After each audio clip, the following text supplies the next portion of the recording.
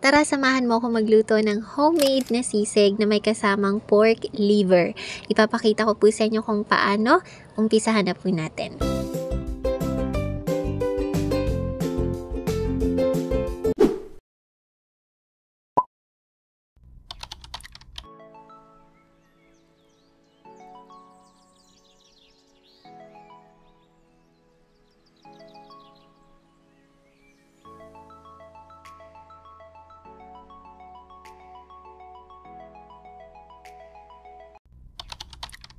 I-chop off or tadtarin lang natin itong pinirito nating batok ng pork. Tapos ilagay natin siya sa isang separate na bowl.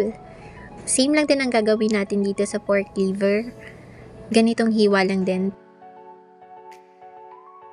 After mahiwa yung pork liver, isama na natin ito sa ating batok ng baboy. Sa isang separate na bowl, ilagay po natin ang ating sibuyas. Isunod natin ang ating green na sili. At syempre hindi mawawala ang pulang sili para extra colorful. And maglalagay din tayo ng black pepper at syempre yung toyo. Pero kung meron kayong soy sauce, pwede rin yun.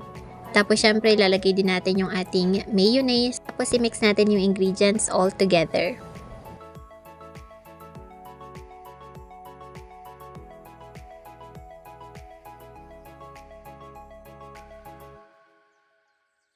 So you can see na mix well na siya. So ang gagawin natin nito ay ilalagay na natin itong mixture na to sa ating tinadtad na pork liver and pork batok. Ayan. As usual, hahaluin natin itong maigi para pantay-pantay ang distribution ng ingredients sa ating piniritong baboy at syempre liver ng baboy.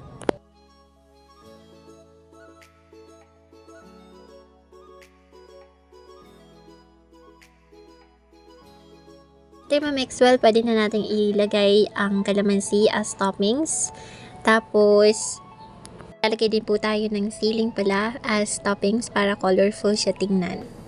And voila! Narito na po ang final product ng ating pork sisig na homemade lang. Try nyo po ito. Sobrang sarap po at perfect na ipares sa mainit-init pang kanin. Sana nagustuhan nyo po. Happy eating! Bye!